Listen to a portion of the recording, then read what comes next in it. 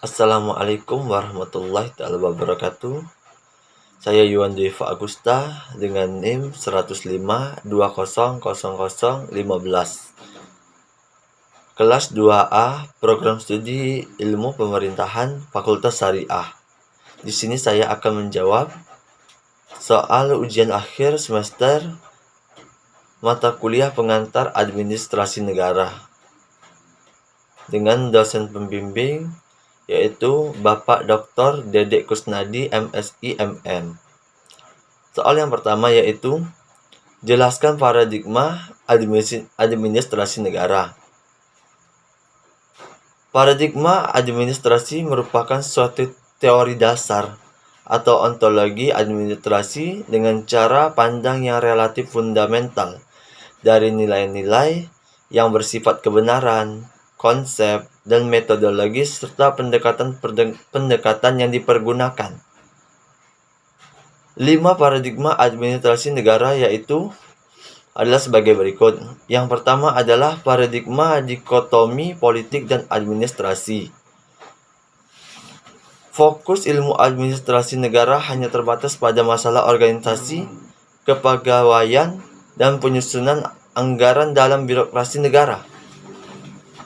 Yang kedua adalah paradigma prinsip-prinsip administrasi. Prinsip-prinsip administrasi dipandang dapat berlaku universal pada setiap bentuk dari setiap organisasi dan setiap lingkungan sosial budaya. Yang ketiga adalah paradigma administrasi negara sebagai ilmu politik, yaitu dikotomi antara politik dan administrasi negara atau publik yang tidak realistis dan prinsip administrasi tidak konsisten dan tidak dapat berlaku universal atau umum. Yang keempat yaitu paradigma administrasi negara sebagai ilmu administrasi. Fokus utama paradigma ini adalah pada teori organisasi untuk memahami perilaku organisasi dari sudut pandang sosial dan ilmu manajemen. Yang kelima, paradigma administrasi negara sebagai administrasi negara. Paradigma ini mengidentifikasi diri dengan masalah dan kepentingan publik yang sebagai fokus dan teori organisasi, ilmu manajemen dan kebijakan publik sebagai fokusnya. Soal kedua yaitu mengapa ilmu administrasi perlu dipelajari? Jelaskan beserta contohnya. Ilmu administrasi negara itu sangat perlu dipelajari karena mencakup banyak hal mengenai database atau suatu organisasi atau perusahaan. Penyimpanan dan pengolahan database dengan terstruktur dan rapi perlu dipelajari dari buku-buku atau dari orang yang sudah berpengalaman atau orang yang sudah berpendidikan. Tujuan utamanya adanya ilmu administrasi negara ini yaitu untuk membantu pemerintah atau negara dalam menjalankan tugasnya dalam penyelenggaraan negara yang erat kaitannya dengan proses administrasi negara.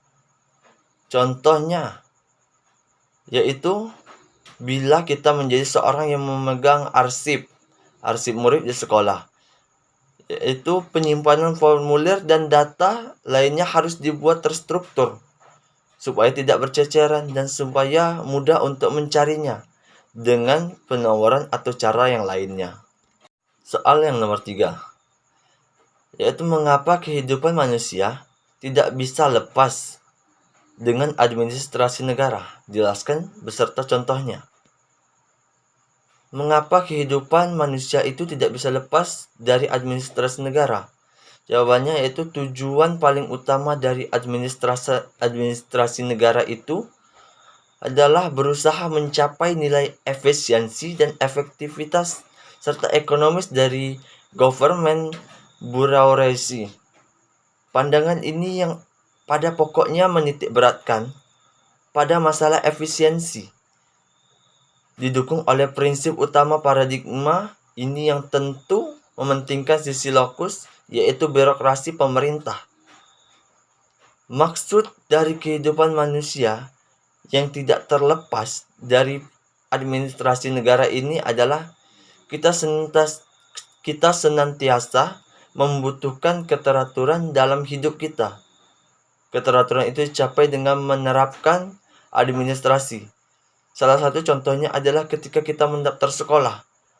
Jika tanpa administrasi yang handal, pendaftaran siswa baru di sekolah akan menjadi kacau, yang dampaknya akan tidak baik dalam kehidupan manusia, yang terkhususnya pada bidang pendidikan dan negara. Soal yang keempat yaitu jelaskan hubungan administrasi negara dengan ilmu sosial. Yaitu administrasi negara adalah salah satu bagian dari administrasi umum yang merupakan salah satu cabang dari ilmu sosial, yang mana administrasi negara mempunyai kaitan erat sekali dengan kelompok ilmu sosial seperti ekonomi, antropologi, psikologi, dan ilmu politik. Ilmu administrasi merupakan fenomena masyarakat modern dengan objek materialnya adalah manusia yang bekerja sama untuk mencapai tujuan bersama, yang mengandung banyak sifat ilmu sosial dalam metode studinya. Sehingga ilmu administrasi negara tergolong sebagai salah satu cabang ilmu sosial. Seperti halnya dengan ilmu politik, ilmu hukum, ilmu ekonomi, sosiologi, sejarah, jiwa sosial, dan lain sebagainya. Jadi, hubungan administrasi negara dengan ilmu sosial adalah tidak dapat dipisahkan. Maksudnya di sini yaitu ilmu administrasi negara tergolong dalam ilmu praktika dari ilmu sosial, karena kemanfaatannya hanya ada apabila prinsip-prinsip, rumus-rumus, dan dalil-dalilnya itu diterapkan untuk meningkatkan kebijakan dalam kehidupan. Soal yang kelima atau yang terakhir yaitu bagaimana dampak perkembangan teknologi terhadap administrasi. Jelaskan disertai contohnya. Dampak dari perkembangan teknologi informasi terhadap administrasi yaitu sebagai berikut. Yang pertama adalah membantu pekerjaan menjadi lebih cepat, lancar, dan akurat. Yang kedua adalah keamanan data terjamin. Yang ketiga adalah mempermudah dalam pencarian data. Yang keempat adalah menambah wawasan bagi seorang administrasi. Yang kelima adalah lebih produktif dalam bekerja. Contohnya dari perkembangan teknologi ini adalah pemerintah telah mengembangkan konsep pemerintahan digital, yaitu penyelenggaraan pemerintah yang berbasis elektronik atau yang dikenal dengan electronic government.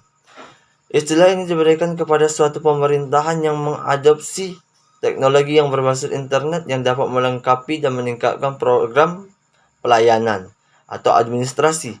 Adapun fungsinya untuk meningkatkan mutu layanan publik atau negara dengan melalui pemanfaatan teknologi informasi dan juga komunikasi dalam proses penyelenggaraan pemerintah daerah supaya terbentuk kepemerintahan yang bersih, transparan, dan juga agar dapat menjawab tuntutan perubahan secara efektif. Sekian, terima kasih.